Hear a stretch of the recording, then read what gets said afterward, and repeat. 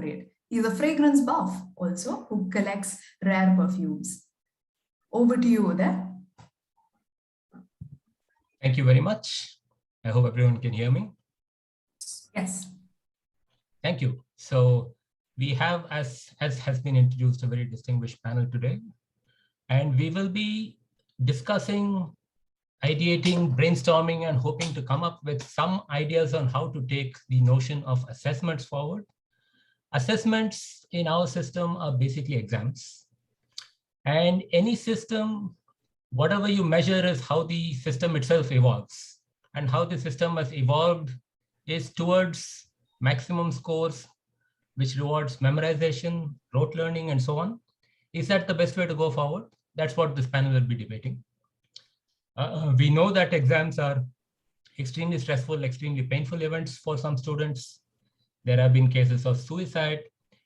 We need to figure out whether the assessments here are actually supporting the learning design outcomes, or are they working against it? Eventually, some of these assessments have to reflect in what the students go on to do. Do the assessments support the students in their quest for a job and in their career? We will discuss this. Perhaps I will start by asking the panelists to lay out their initial thoughts first. Could we start perhaps with Rupa? Rupa, could you talk a little bit about what your ideal assessment design would be? Can we do away with assessments entirely? Or how can we tweak the existing system to best serve the overall societal needs? Rupa? Thank you, Uday. It's fantastic being on this platform. And I think unlike most people who would perhaps be coming from a school background in India, I completely oppose the kind of assessments that we've been having so far. And I think given a personal choice, I would like to completely do away with assessments, because I would like to not go very far, but just take the RMC Kausar when she was talking. When she did the opening address, she had spoken about, including a certain element of fun factor to this entire presentation, because that is kind of going to elevate the mind space in terms of happiness. And I think that's exactly where I stand. If children can be happy, they learn. If the experience of learning is happy, then that is when the entire aspect of learning is internalized. So I think personally, yes, no assessments as far as possible, but yes, definitely we need to track in terms of how the learning is happening. And there are definitely more than many ways to do the same. And that is what I would like to start with. What would you think we should be measuring? We should be measuring the process of learning. That's an interesting takeoff point. Perhaps I will ask Parul Bajaj, our next panelist, to take us through what her notion of how assessments can help societal outcomes, how can they improve the quality of education, maybe evolving themselves in the process. Parul? Sure. I had sent a slide as well. Can I share it myself, or okay, someone, the organizers are sharing. Yeah. So Uday, in sort of sharing some of my key thoughts around it, like as we are, talking about assessments and say fear. I mean, as we talk about rethinking assessment, it's interesting to see how we think about it today. And as can be seen from what's been shared so far, it's fear presently, which often comes up when we think about assessments or testing. So I think when we talk about rethinking assessments, instead of the present way in which the assessments work against us, we have to look at ways in which assessments work for us. And I feel that if done rightly, assessment can be a great feedback tool for the learning process itself.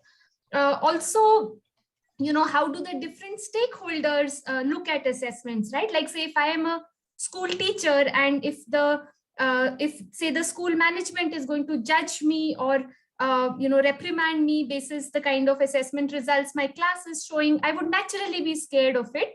But if I am supported in a way that I can look at how does assessment help me improve the teaching of my class itself, it could be something very constructive.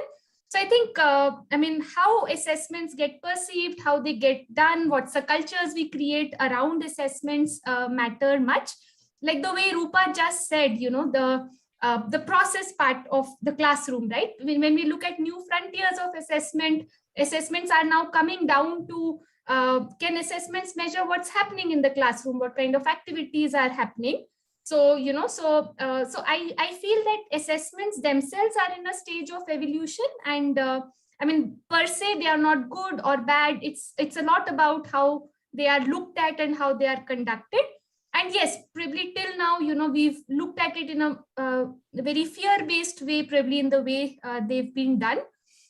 There are new frontiers that await us, right? Like what would assessments mean for gifted children? What would they mean for gifted programs?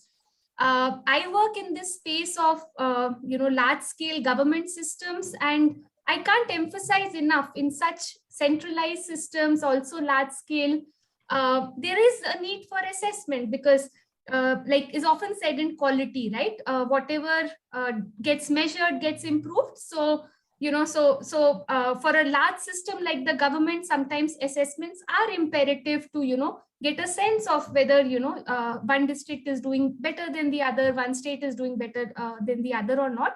And I must say, in the last 10-15 years, our government systems have opened up to sort of being more open to large-scale assessments. And I think at one level, this needs to be welcomed, right? Because the system is agreeing for a mirror which helps us see whether children are learning or not. And in any learning discussions, the ASER reports often get quoted, right? Because those are an objective measure of what, say, the learning levels or are not. So I can't sort of emphasize enough the need for large-scale assessments in large-scale systems like the government. And yes, while we are opening up to them, there are things to, improve there, right? Like we need to build capacities in our state governments to be able to conduct assessments themselves. We need that the assessments be contextualized to the context of the particular state or, or the particular school boards and things like that. The last aspect I want to touch about is, how much technology itself can help us in different ways when it comes to assessments and the future of it. Like, for example, recently Pratham has put out all of its very good assessments in the open source. And, the IP cost of creating assessments itself is a deterrent when it comes to, implementing large scale assessments.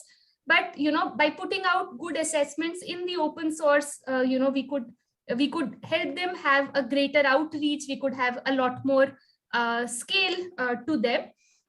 Also, good assessments sit on a lot of data, so you might have administered a particular question, and you might have years of data about, while you perceive the question to be difficult, in actuality, 10,000 children who took it, whether they found it difficult or not. So, data can, really help us make our assessments a lot better. And the last bit is the ability of technology to personalize assessments, So, I think one of the reasons we fear assessments is because our skill and the assessment does not match. But adaptive assessments can help us, it would start with giving me a question that I am at a level of, and, basis whether I get it wrong or not, either give to me a harder question or an easier question. And it is, known in research, whenever the gap between my skill and my challenge is lessened, there is less of frustration that I feel with the task. So yeah, so I think assessments per se are not good or bad. It's largely how we execute them, how we make them work for us and not against us. Great, thanks, Parul. There are some fascinating things you raised, especially around scale, which in a country of 1.3 billion with hundreds of millions of students in the school system, in college, in higher ed, and so on. But I'm going to ask our final panelist, Dr. Preeti, to chime in with her thoughts on what is the value of the notion of assessments in the first place. And when the notion of work is changing, how you work, what you work on, and what are the outcomes you work on. That's all in flux. How should assessments change, or should they change? Preeti? Thank you, Uday. See, according to me, assessments are necessary.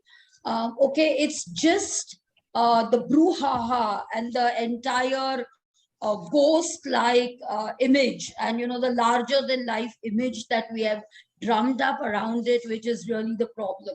It's not the assessment. Somehow, I mean, pardon my saying so, I know there may be a backlash on this, but I need to speak my mind. But somewhere, I have also found that, whether it is parents or whether it is teachers or whether it is the system itself, we are increasingly getting very protective. We don't want to rock the boat. We don't want to fail students. We don't want to do this. We don't want to, affect their self-esteem or whatever else. I am all student pro, okay? But the fact remains, we have to prepare them for the real world. That is the objective of education. And I'm at the end point where students go directly into the industry. And believe me when I say today, and I don't think I've convinced you about it, but the industry is ruthless and it is going to remain ruthless. Right? So somewhere by overprotecting and shielding and putting a fear, it is really not going to help. Having said that, I would totally agree with your opening remark where you said that rote learning is the detriment or the bug which is affecting assessments today. Somewhere I have found that the moment people come out of the exam hall, they can't remember what they had learned, quote unquote. So I think it is the problem is we definitely need assessments. We definitely, like Rupa was saying, need to assess learning. I just simply feel that the way we are doing it is where the problem lies. And I think if we can customize assessments and get them to assess not quote unquote rote learning, but get them to assess what people have actually absorbed, what people have actually acquired. So what is practical, what is applicable? I think if you assess that, then I don't think it is really too much of a challenge. Great. Thank you so much, Preeti. I want to just go back to one of the things that really caught my attention about the notion of scale, right? In our country, when we have hundreds of millions of applicants for a job, and I'm looking at primarily the role of assessments in figuring out how to hire from the employer's perspective over here. And I'm basing this on my conversations with people in hiring positions and senior HR positions for large government organizations, large technology organizations, which have hundreds of thousands of employees, right? To take one particular example, possibly, I don't want to name names, but it's easy to figure out which company this is. A large technology major based in Bangalore, which has over $8 billion in revenue. And it is a matter of record that their training cost is nearly 10% of revenue. That is, if their revenue is $8 billion, they're spending $800 million a year on training. Now, this is not because they want to do this. This is because the fresh graduates they are hiring do not have the capability to be productive in front of a customer on day one. Therefore, they're doing this because they cannot otherwise convert this employee into a productive resource. And to that extent, the system has failed them, right? The assessment system has failed them, I would say, more than the educational system, because it is the assessment system which is the final gate before these people enter the job market. So in that context, are we measuring the right things? And if not, what should we be measuring? Any one of our panelists, please.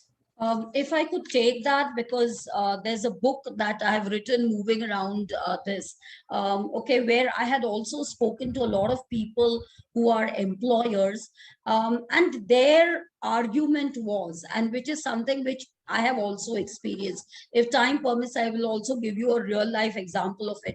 But what I have observed is that students, for example, from Mumbai University, you can't say it's a Mofussil area or, you know, an unknown place. From Mumbai University, they have got a 75%, for example, in MCOM.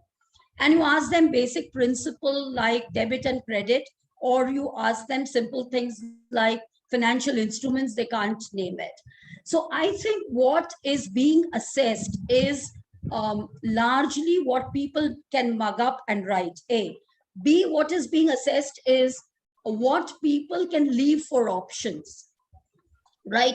So if you see most of the question papers, you realize that there is a large chunk of the syllabus that can unfortunately be left for option, and you can still score 70, 80, 90.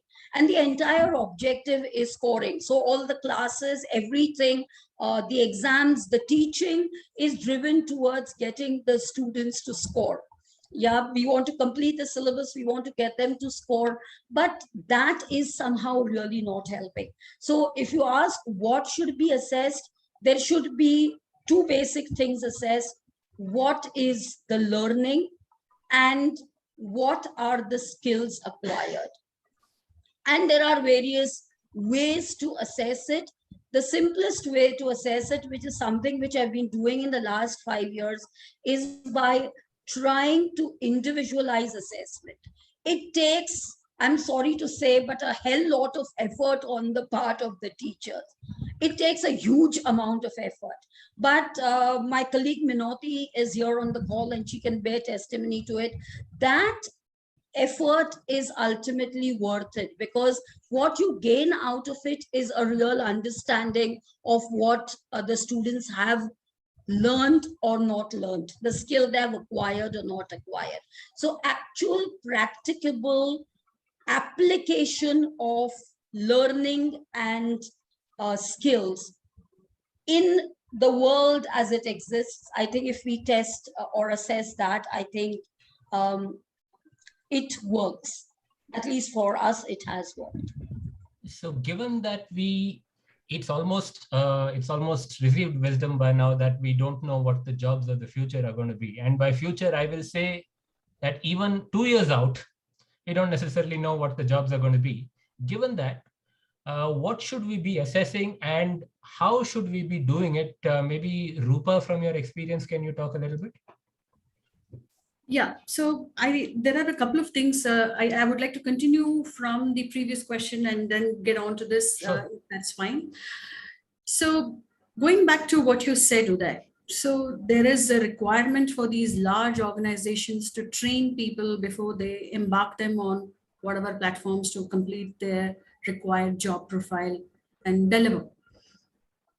So if I may just think about the process, I don't think they rely on what the fresh graduates or young children have come up with or learned in their schools, and then plan on what is required. They look at what the job requirements are and they work backwards in terms of whether these children know that, right?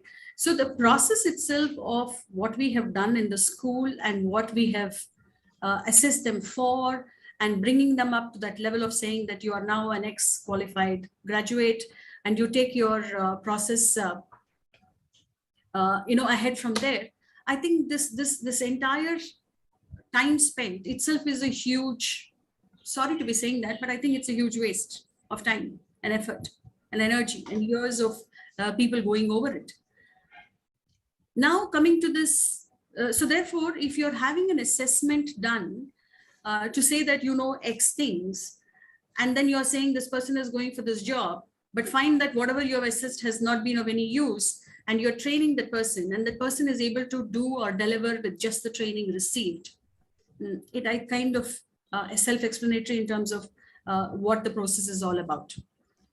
Now, the second bit where you are asking about when we do not know what the future is about and what is it that we should be doing, taking these things ahead, I think essentially you need to just allow the children to experience different kinds of things, absorb in what they can at their individual aptitude levels, and find a way to channelize those aptitudes to the relevant jobs. I think that is what would be required, because again, when you are in that, you are brought into that elevated state of happiness in mind, that means the entire teaching, learning experience is very, very positive. It is automatically, imbibed by the child. And you will find that irrespective of the child, whether it is the regular category of children we are talking about, or you're talking about children who have got certain special needs, everybody responds better when the atmosphere of learning is focused on elevating and bringing you to that level of happiness, and it becomes a pleasure. I think that is what I would like to share. Thank you, Rupa.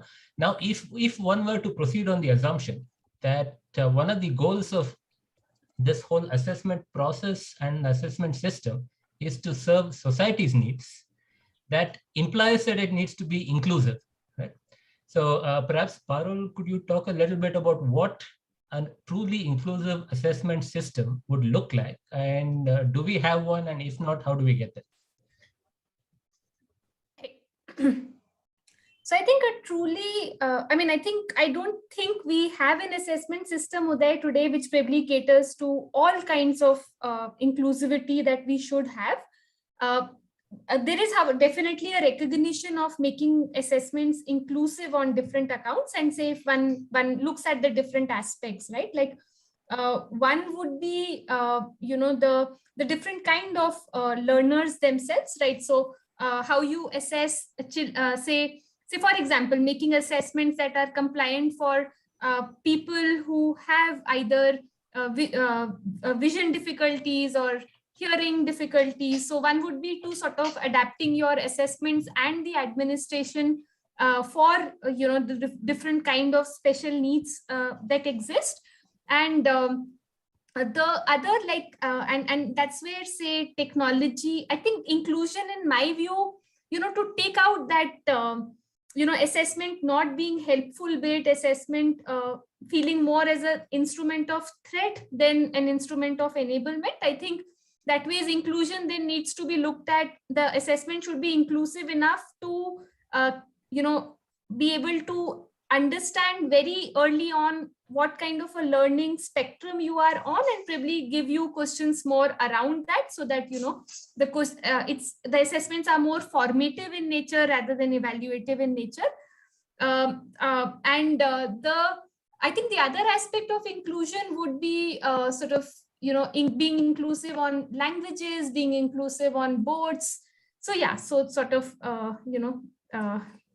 yeah.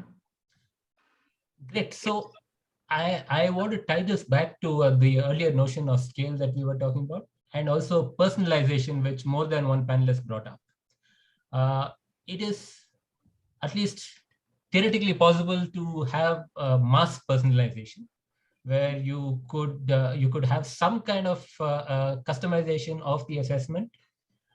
But how would one then do that in a way that makes it possible to still attain, one, societal goals, and two, the larger goals of employers at large, right? So because the employer wants to be able to count on a certain level of proficiency in whatever it is they're hiring for when they hire someone.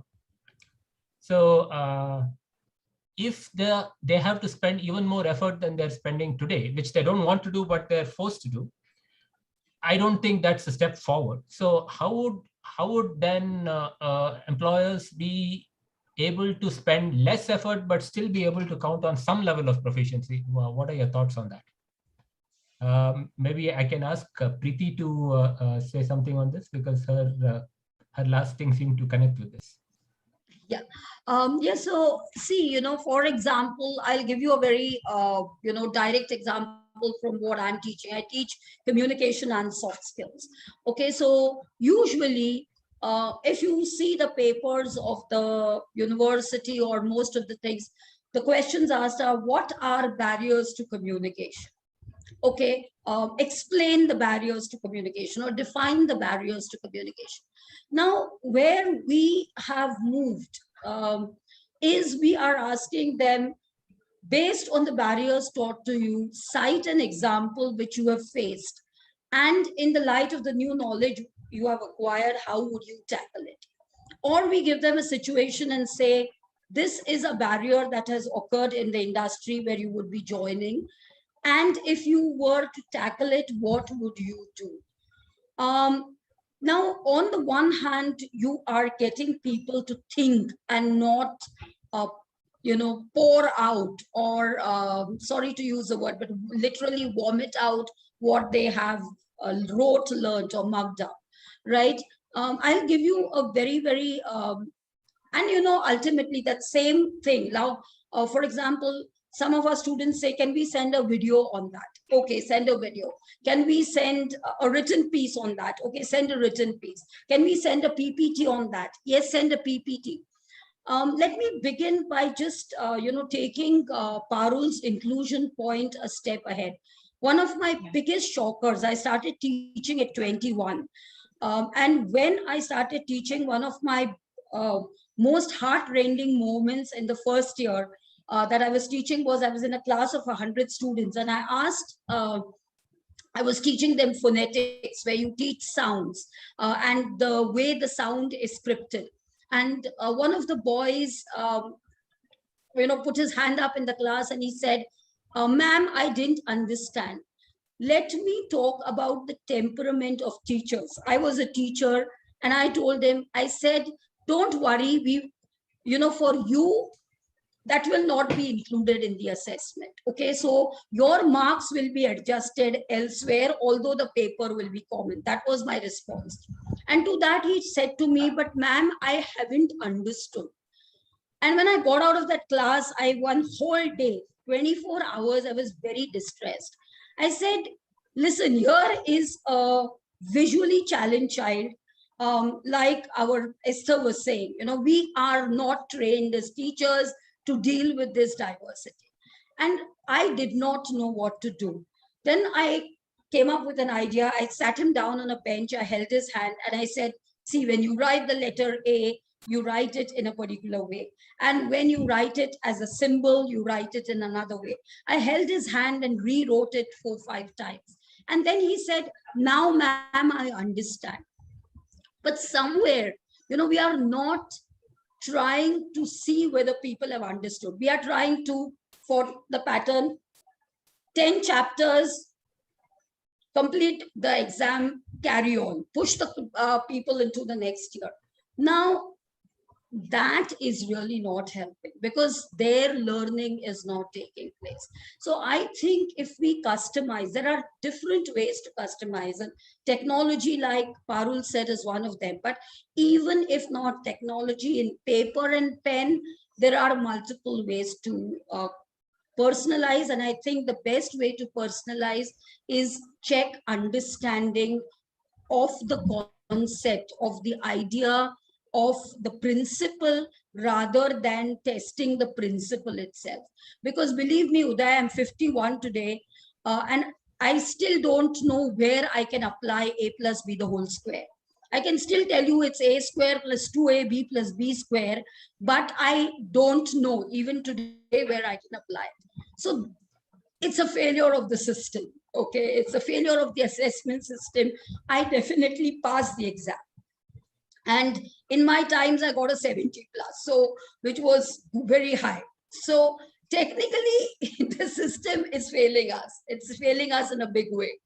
And I think if we personalize, we assess what people have absorbed rather than what they have learned, and I think we will go ahead with it.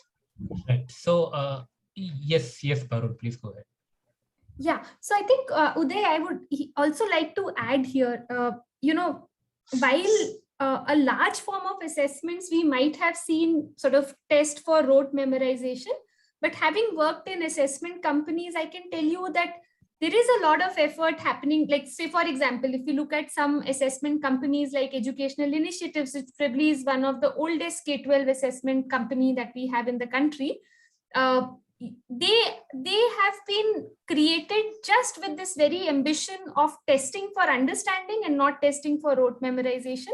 So all I want to bring in is that possibilities exist within assessments to test for the right kind of things in addition to the knowledge one may have gained.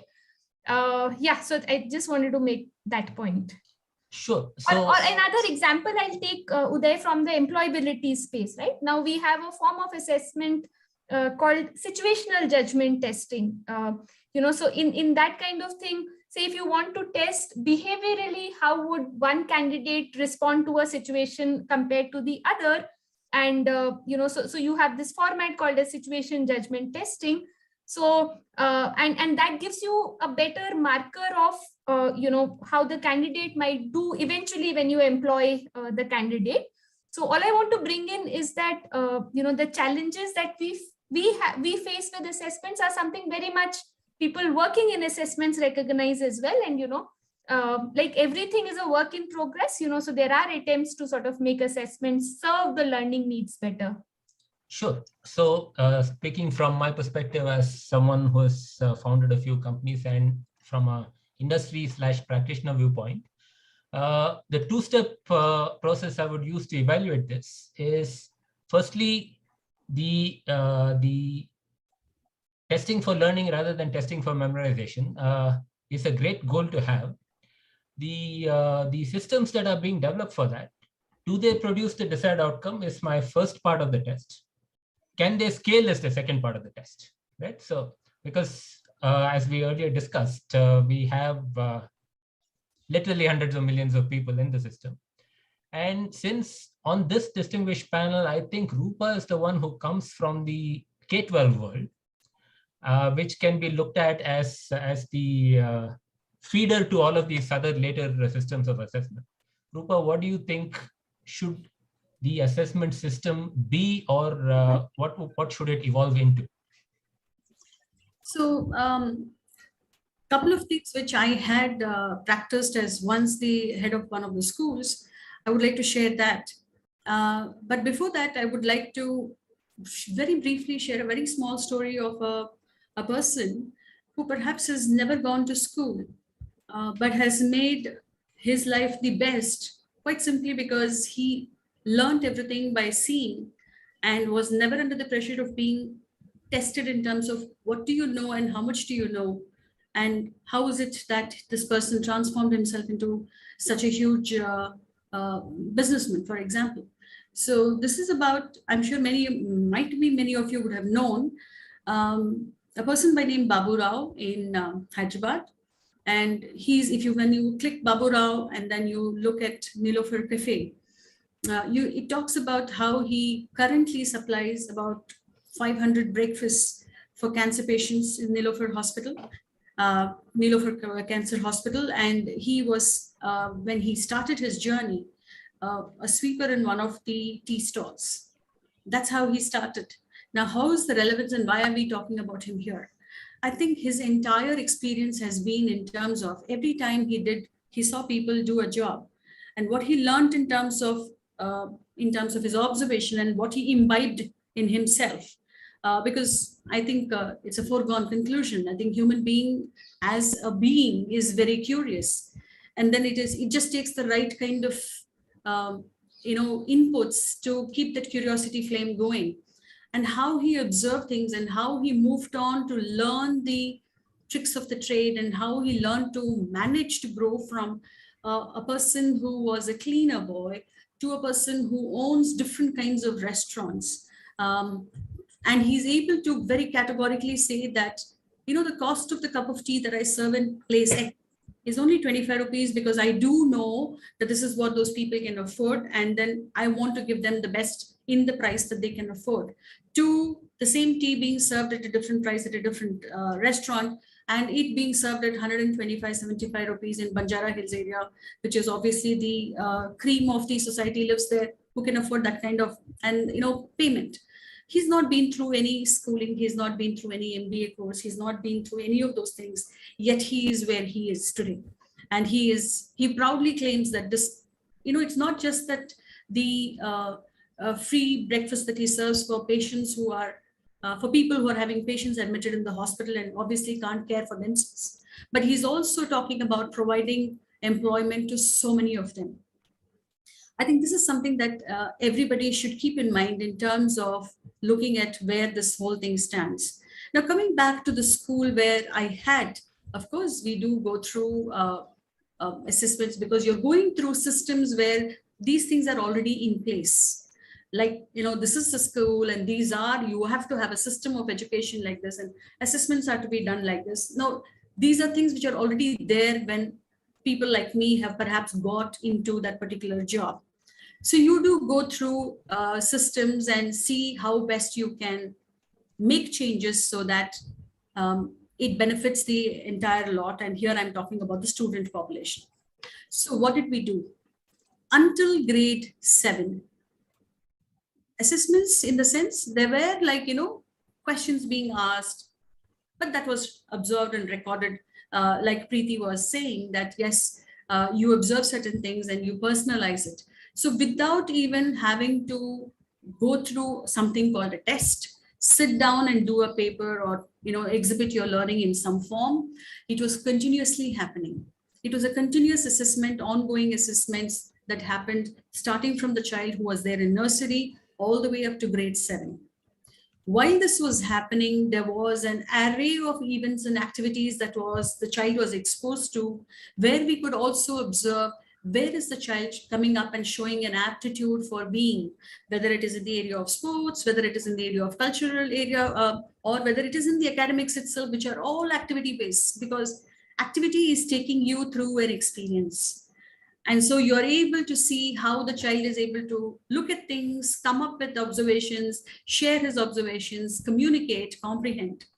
So those are the aspects that I did until grade 7. We had no announced assessments. Now, yes, we did have assessments starting from grade 8 on, more so because it was pressure from the community, that is the parental community, or let's say the other societal community, or let us say the board itself, because there are certain things which are laid out and you are expected to follow it. And because of that, we had to start communicating or start having assessments. There again, the assessments, we tried to tweak it in such a way that it suits the belief largely. The teaching community largely believes that the students learn through visual, through auditory, through kinesthetic way of teaching. So if the teacher has decided that my child best absorbs things when I do it in ABC, VAK method, then I love the child also to express what he has learned in the VAK method. So let me show you what I know. Let me speak about what I know, all of what Dr. Preeti just spoke. So I love them to have that expression. And so we came up with projects where children could look at an immediate societal issue in the immediate society. That is where perhaps the facilitators played a role. They would come up with a situation where the child is expected to learn or use all the things that he has learned so far through various subjects and languages, and come up and say how he or she can either contribute to reduce the pressure of that particular problem or come up with a solution themselves. So that is how we did it in school. And well knowing that tomorrow, that is, I think the grade 9 to 12, children were already, we kind of exposed startup companies to come and speak to them during the summer practicum. And the promise was that whoever was accommodative enough would allow children of grade 9 to 12 to come to their respective area of work, whatever be the area of work, and just watch. And at the end of those 105 hours is what we had stipulated during the summer vacation that they would do this. They would only go back and tell the person, the startup person or the company person, what their observations were and what is it that they know about what this person is doing. And that was supposed to be the certification or the assessment, saying that, okay, the child has been able to observe so many things and, absorbing these features of the startup. So I think that is what we did in school. And I think that is where the school should be focusing on. Going back to what I said, make the experience of learning better rather than focusing on the quantity of how much the child has learned. Thank you, Rupa.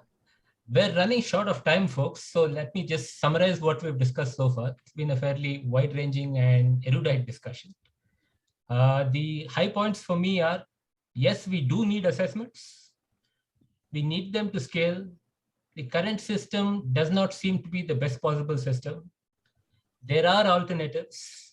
There are alternatives that are being worked on, non-traditional alternatives. The proposed NEP also allows for this. But one thing I would like the panelists to think about, there are people who are in the education space in the audience and others who will be accessing it via recording in the future. What would you like them to go away with from this session?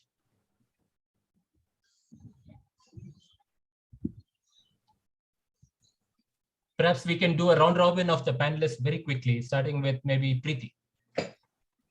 What I would like them to go away with is to understand that assessments are not to be feared if they are students and parents. If they are teachers, I would like them to understand that it is time we did away with traditional assessments and see how they become more individualized, practicable, and applicable. So these are the takeaways for me. Thank you, Preeti. Parul? Yeah, I would probably add to Preeti's. What Preeti said would have been my first point as well. And I'll just add to that to say that whenever assessments are being implemented, make all stakeholders. So if it's a school implementing, then make the teachers understand the value the assessments have and make them look at it as a force for learning rather than a force against learning. So do enough of, get everybody on board when you do assessments. Thank you, Parul. Rupa? Yeah, I suppose I would agree with both of them. And if we can manage to make assessment seem seamless, and if we can manage the outcome of assessments not being judgmental, and if we can make assessments as part of learning itself and make it the process, I think definitely things will be absolutely fantastic. And I would like to add that this process in many aspects has been followed in the spirit, and I have seen the results. So that gives me the impetus to go for it. Great. Thank you so much, folks. This has been an educational experience for me as well. And I hope this leaves people attending the session with some food for thought. Thank you for attending. Bye-bye. Thank you so much, Ms. Parul, Dr. Preeti, and Ms. Rupa and Uday for moderating such an insightful discussion. So from what we understand, the policy makers have taken a right step in design